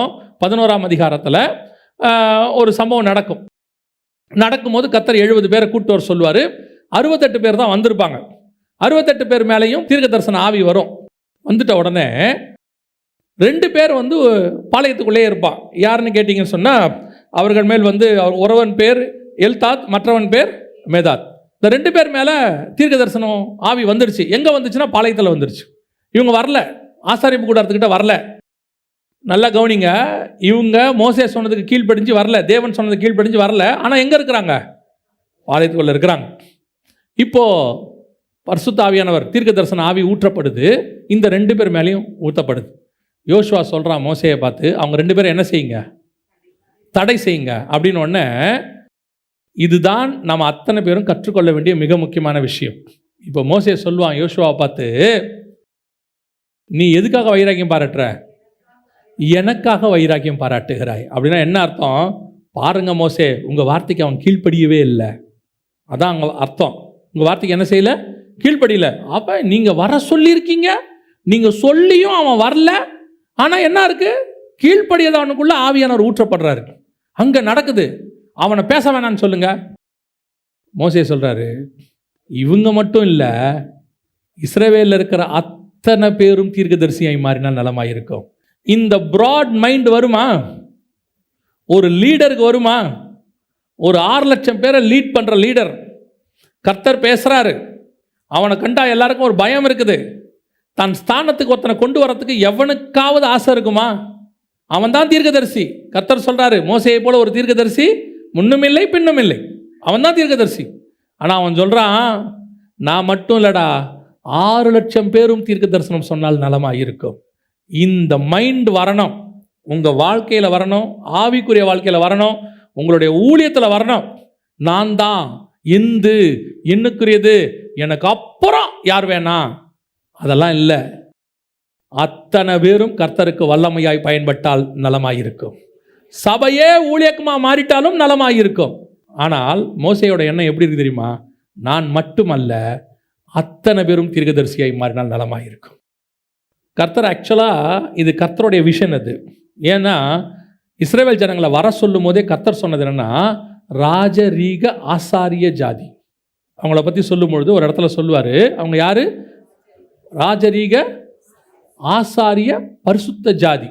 அப்போ நல்லா கவனிச்சுக்கொள்ள, இவங்க ஆசாரிய ராஜ்யம், எல்லாருமே பிரீஸ்ட், எல்லாருமே ராஜ்யபாரம், அத்தனை பேரும் பிரீஸ்ட்ஹுட். அப்படி இருந்தால் நலமாயிருக்கும். அதுதான் கர்த்தருடைய திட்டம். இதைத்தான் மோசே எக்ஸ்பிளைன் பண்ணுறாரு. அத்தனை பேரும் தீர்க்கதரிசியாக இருந்தால் நலமாயிருக்குமே. எல்லாருமே கர்த்தருடைய ஆவி, இந்த பிராட் மைண்ட், இந்த எண்ணம் உங்களுக்கு வந்துச்சுன்னா நீங்கள் உண்மை உள்ளவர்களாய் மாறத் தொடங்குறீங்கன்னு அர்த்தம். இது ஒரு காரியம், ஒரு சம்பவம். உங்களுக்கு அடுத்தவன் மினிஸ்ட்ரியில் வரணும், அடுத்தவன் மேலே வரணுங்கிறது தான் உங்கள் தாட்டாகவே இருக்கணும். நீங்கள் அப்படி இருக்கணும். நிறைய பேருக்கு என்னென்னா, நம்ம சொல்லி அவன் கேட்கணும், அப்படியே இருக்கணும், கடைசி வரைக்கும் அப்படி இருக்கணும். நான் சொல்கிறேன், நீ கேட்க மாட்டியா? லீடர்ஷிப் வேறு. திருப்பியும் சொல்கிறேன், லீட் பண்ணுறவங்க சொல்கிறத நம்ம கேட்கணும். ஆனால் நமக்கு எப்படி தாட் இருக்கணும்னா, நமக்கு கீழே இருக்கிறவன் அடுத்து இன்னும் மேலே வரணும், அடுத்த நிலைமைக்கு வரணும், இந்த தாட் வரணும். நீங்கள் சும்மா நினச்சிட்டு இருக்கிறீங்க ஆவிக்குரிய வாழ்க்கைன்னு. கர்த்தர் இருதயத்தை பார்க்குறாருன்னு இருக்குல்ல, அது சும்மா இருதயத்தை பார்க்குறாருலாம் கிடையாது. உங்களுக்குள்ளே இருக்கிற எண்ணங்களை அவர் பார்க்குறாரு. அதுக்கு தக்கதாக தான் கர்த்தர் பதில் கொடுக்குறாரு. அதுக்கு தக்கதாக தான் உங்களுக்கு ஆன்சர் வரும். ஏதோ அவர் கண்டும் காணாதவரை போல இருக்கிறாரெலாம் நினச்சிக்காதீங்க. ஒவ்வொரு செலெக்ஷனுக்கு பின்னாடியும், ஒவ்வொன்றுக்கு பின்னாடியும், நான் கர்த்தருக்குள்ளே ஒரு 33 வருஷம் ஆகுது. இந்த 33 வருஷத்தில் நிறைய ஊழியக்காரங்க விசுவாசிகளோட பழகிறதுக்கு வாய்ப்பு கிடச்சிச்சு. அப்போ அவங்கள கர்த்தர் நடத்தின விதம், யார் யாரை எப்படி நடத்தினார்னு கூட இருந்து பார்க்கறது. சில ஆட்களெல்லாம் பார்த்தீங்கன்னு சொன்னால் ஊழியக்காரங்க கூட இருப்பாங்க. ஊழியக்காரங்கிட்ட நல்ல பேர் வாங்கிறதுக்காக அந்த ஊழியக்காரங்கிட்ட அவங்கள புகழ்ந்து பேசுறது மட்டும் இல்லாமல் மற்றவங்கள போட்டு கொடுத்துருவாங்க. இந்த ஆட்கள்லாம் நான் பார்த்துருக்குறேன். கடைசியில் பார்த்தீங்கன்னா இவங்க போட்டு கொடுத்தாங்கல்ல, அவன் பெரிய ஆள் ஆகிடுவான். கர்த்தர் அவன் எடுத்து பயன்படுத்திடுவார். இந்த ஒருத்த போட்டு கொடுத்தாமல்ல, அவன் காணாமல் போயிடுவான். இவங்க என்ன நினச்சிக்கிறாங்க? ஊழியக்காரர்கிட்ட நல்ல பேர் வாங்கணும்னு. நான் உங்களுக்கு சொல்கிறேன், கர்த்தர்கிட்ட நல்ல பேர் வாங்குங்க, அதுதான் கடைசி வரைக்கும் நல்லது. ஊழியக்காரன்ட்ட நல்ல பேர், நீங்கள் கர்த்தர்கிட்ட நல்ல பேர் வாங்கிட்டீங்கன்னா ஊழியக்காரங்கிட்ட நல்ல பேர் வந்துடும். ஒருவேளை நீங்கள் கர்த்தர்கிட்ட நல்ல பேர் வாங்கி ஊழியக்காரன்ட்ட நல்ல பேர் வாங்காட்டியும் பிரச்சனை இல்லை, உயர்த்துகிறவர் கர்த்தர். இன்னைக்கு நிறைய பேரோட தாட் என்னவா இருக்குது? எல்லார்ட்டையும் நல்ல பேர் வாங்கணும், அவர்கிட்ட நமக்கு மேலே இருக்கிட்ட நல்ல பேர் வாங்கணும், இவர்கிட்ட நல்ல பேர். நீ எவங்கிட்டையும் நல்ல பேர் வாங்க வேண்டிய அவசியமே இல்லை, அது பிரயோஜனமே இல்லை. உன்னை வாழ்த்துறவங்க வாழ்த்துவாங்க, அது வேற விஷயம். ஆனால் நீ கர்த்தருக்கு முன்பாக அவர் இருதயத்தை பார்க்குறாரு. மோசேயோட இருதயத்தை வச்சு தான் கர்த்தர் சொல்றாரு, என் வீட்டில் எங்கும் உண்மை உள்ளவன். யோசித்து பாருங்க, அரண்மனை வாழ்க்கையை விட வனாந்தர வாழ்க்கையை செலக்ட் பண்ணானாம். நாம் எப்படின்னா வனாந்தர வாழ்க்கையை விட அரண்மனை வாழ்க்கையை செலக்ட் பண்ணுறோம் இயேசுவின் நாமத்தினால. அதான் முக்கியம். இந்த நேம் ஆஃப் ஜீசஸ் கிரைஸ்ட். கர்த்தர் ஆசீர்வதிக்கிறார். என்னப்பா ஆசீர்வதிக்கிறாரு? ஒரு 3 பெட்ரூமு, பிரைஸ் தி லார்ட், ஹல்லேலூயா. இல்லைப்பா, இதை விட்டுட்டு ஒரு காட்டுக்குள்ளே மலைக்குள்ளே போன, பிரைஸ் தி லார்ட். பிசாசு பேசிக்கிட்டே இருக்கு. கர்த்தர் வனாந்தரத்துக்கு போன்னு பிசாசு என் காதில் என்ன செய்து சொல்லிகிட்டே இருக்கு. நான் உங்களுக்கு சொல்கிறேன், உலகத்தை வெறுக்கணுங்கிறதுல அதான் உங்கள் உண்மைக்கு தக்கதான முதல் சாட்சி. எதுக்காக வெறுக்கிறீங்க? கர்த்தருக்காக நான் வெறுக்கிறேன். கிறிஸ்துவுக்காக ஒரு கஷ்டத்தையும் அனுபவிக்க மாட்டோம். கிறிஸ்துவுக்காக ஒரு கஷ்டமும் வரக்கூடாது. இன்னும் சொல்ல போனால் ஆசீர்வாதமாக இருப்பது தான் கிறிஸ்துவுக்கே அடையாளம். நம்ம ஆசீர்வாதமாக இருக்கிறத பார்க்குறவங்க தானேங்க நம்ம ஆண்டவர் நம்மளை ஆசீர்வதிக்கிறார்னு சொல்லுவாங்க. அப்போ பேதுரு பவுல் பட்டதில் என்ன? அப்போ ஸ்தேவான் பட்டது என்ன? இதுதான் மோசேயோடைய உண்மை. உங்களுக்கு கர்த்தர் கொடுத்ததை நான் இப்போ குறையா சொல்லலை, ஆனால் விடுறதுக்கு ரெடியாக இருக்கிறோமான்றது தான் கேள்வி. சிலர்லாம் பாருங்களேன், விட்டுட்டு ஊழியத்துக்கு வாங்கன்னா ஜோம் பண்ணுறேன்பா. ஜோம் பண்ணுறேன், என்ன ஜோம் பண்ணுறேன்? கர்த்தர் ஊழியத்துக்கு கூப்பிட்டுருக்காரு, சரி ஜோம் பண்ணிகிட்டு இருக்கோம். எத்தனை வருஷமா? 15 வருஷமா. ஏன் ஜோம் பண்ணுறீங்க? வீட்டில் விட்டு வர சொல்லியிருக்காரு, வித்து தரித்திரர்களில் கொடுக்க சொல்லியிருக்காரு, அது கஷ்டம். Praise the Lord. அது இப்படி சொல்லி பாருங்க, உங்களுக்கு ஆண்டவர் வெளிநாட்டில் ஒரு வேலை கொடுத்துருக்காரு, அதோடு கூட ஊழியமும் வருது, மாதம் 2 லட்ச ரூபா சம்பளம், அங்கேயே உங்களுக்கு வீடு கொடுக்குறாங்க. பிரைஸ் தி லார்ட், ஹல்லேலூயா. கர்த்தர் நான் பட்ட பாடுகளுக்கான வாசல்களை திறந்திருக்கிறார். இவெல்லாம் கிறிஸ்துவுக்காக ஒரு பாடையும் சகிக்க மாட்டான். வாழ்கிற வரைக்கும் சந்தோஷமாக வாழணும், சாகும் போது சந்தோஷமாக சாகணும், செத்த பிறகு பரலோகத்தில் போய் சந்தோஷமாக இருக்கணும், இப்படியே இருக்கணுமா. ஆனால் உட்காரும் போது பவுல் கூட போய் உட்காந்துக்கணுமா. அவன் எழுந்திரிச்சு சாட்சி சொல்லுவான், கிறிஸ்துவ நிமித்தம் பட்டணந்தோறும் அடிக்கப்பட்டேன், இவர் கிறிஸ்துவ நிமித்தம் ஒவ்வொரு ஹோட்டல்லையும் சாப்பிட்டு முடித்தேன். என்னடா சொல்கிற, என்ன சாட்சி? பவுலே கேட்பார், என் காதில் வேற மாதிரி விழுதுற, நீ என்ன சொன்ன? இதான் உண்மை. போய் உட்காந்து அங்கேருந்து 1ஆம் நூற்றாண்டுலேருந்து அத்தனை பரிசுத்தவான்களும் வரிசையாக உட்காந்து, ஒருவேளை இப்படி நடக்காது, நடந்தால் சொல்கிறேன், அத்தனை பரிசுத்தவான்களும் சாட்சி சொல்ல ஆரம்பித்து ஒரு அப்போஸ்தலனும் ஒவ்வொரு தீக்கிரையானவனும் மிஷினரியும் சாட்சி சொல்லிக்கிட்டே இருக்கும்போது நம்ம என்ன சாட்சி சொல்ல போகிறோம்? நல்லா கவனிச்சு கொள்ளுங்க, பாடுகள் இல்லாமல் ஆசீர்வாதம் இல்லை. இப்படித்தான் வசனம் சொல்லுது. பரலோகத்தில் வந்து நிற்கிறவன் அத்தனை பேரை பார்த்து பைபிள் சொல்றது அவர்கள் உபத்திரவத்தின் மத்தியிலிருந்து வந்தவர்கள் தான் சொல்லுது. கிறிஸ்துவின் நிமித்தம் பாடு சகிக்க கொஞ்சம் கூட இல்லை. ஒரு நாள் வேலையை விட்டுட்டு வானாலே, ஒரு நாள் வேலையை விட்டா 2000 ரூபா போயிருமே, 3000 ரூபா போயிருமே. இவங்க எப்படி ஜீவனை கொடுப்பாங்க ஆண்டவருக்கு? அப்புறம் மோசையை முகமுகமாய் பார்த்தது போல என்னோடு கூட, வசனம் மட்டும் மோசையோடு கூட இருந்தது போல என் கூட இருப்பேன்னு ஆண்டவர் சொல்லியிருக்காரு. எப்படா இருப்பாரு? அவன் எல்லாத்தையும் விட்டுட்டு வந்தா அவன் கூட இருந்தார். நியாயம். நீ தான் எதையுமே விடலையே, எப்படி நம்ம கூட இருப்பாரு? இன்னைக்கு சபையானது ஒரு சொபிஸ்டிகேட்டட் லைஃப் ஸ்டைலுக்குள்ள வந்துருச்சு. இந்த லைஃப் ஸ்டைல் சரின்ற இடத்துக்கும் வந்துருச்சு. இதை விட்டு வெளியே வரவும் சபைக்கு மனசு இல்லை. ஆனால் சபைக்கு பைபிளில் இருக்கிற எல்லா ஆசீர்வாதமும் வேணும். எந்த ஆசீர்வாதம்? மோசேக்கு கொடுத்தது வேணும், யோசுவா கொடுத்தது வேணும், எல்லாரும் கொடுத்தது வேணும். ஆபிரகாமின் ஆசீர்வாதங்கள் புறஜாதியா இருக்கு. ஆபிரகாமின் ஆசீர்வாதம் வந்துச்சு, அவன் அந்நியனும் பரதேசியமா இருந்தான்னு இருக்கு. எங்க இருங்க, பரதேசி மாதிரி கூடாரங்களில் குடியிருந்தான் இருங்க. ஆனால் அந்த ஆசீர்வாதம் மட்டும் வேணும். இது என்ன கான்செப்ட்னே புரியல. ஃபில்டர் பண்ணி வெறும் பிளஸ்ஸிங் மட்டும் வேணும், மற்றபடி அவங்க அனுபவிச்ச எதுவுமே வேணான்னா இது எப்படி இருக்கு? யோசிச்சு பாருங்க.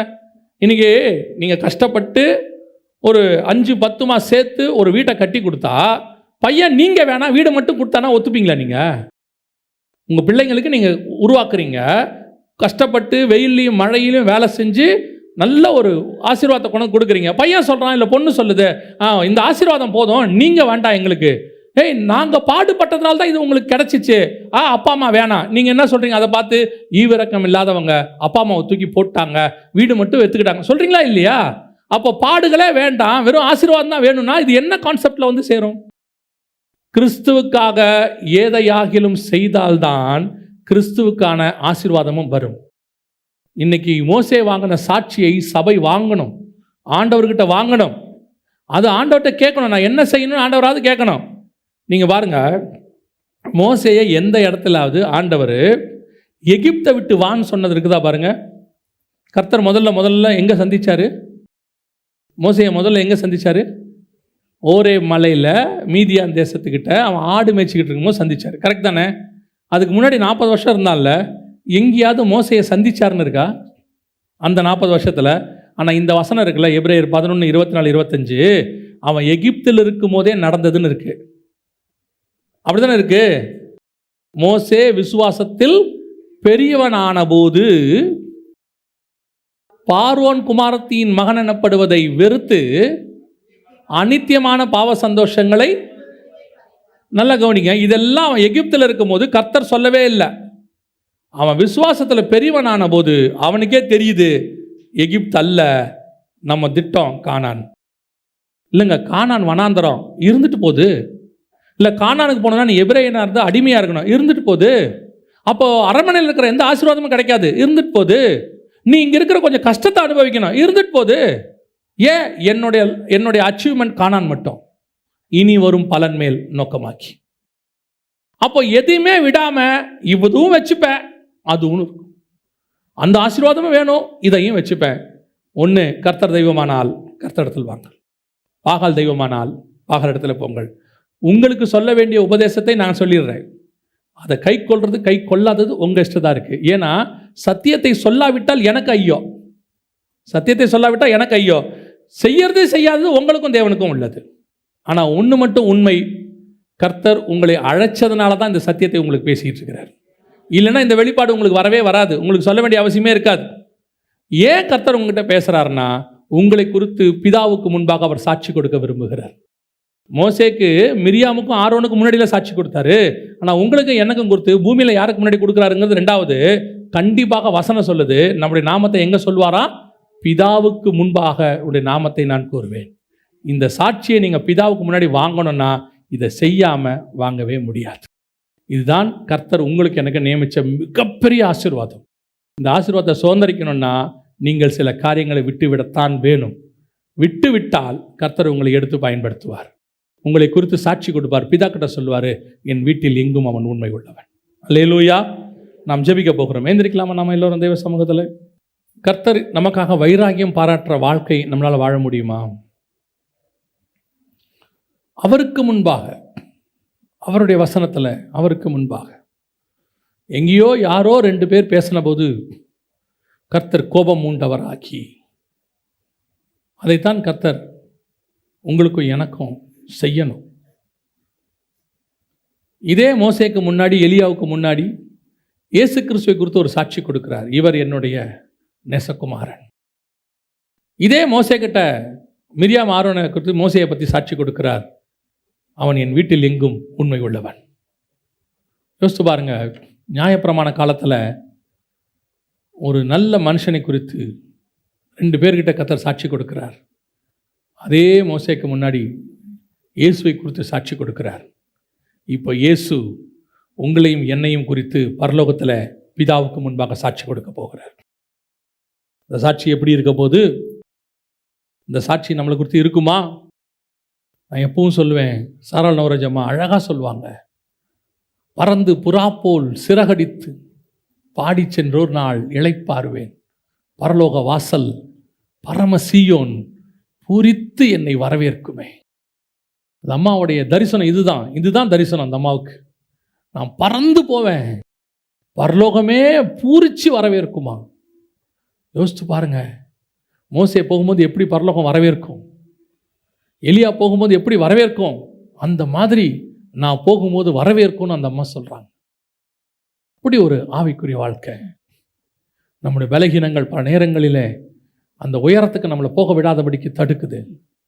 நம்முடைய பலகீனங்கள் பல நேரங்களிலே கர்த்தர் விரும்புகிற அந்த இடத்துக்கு போக விடாமல் நம்மளை தடுக்குது.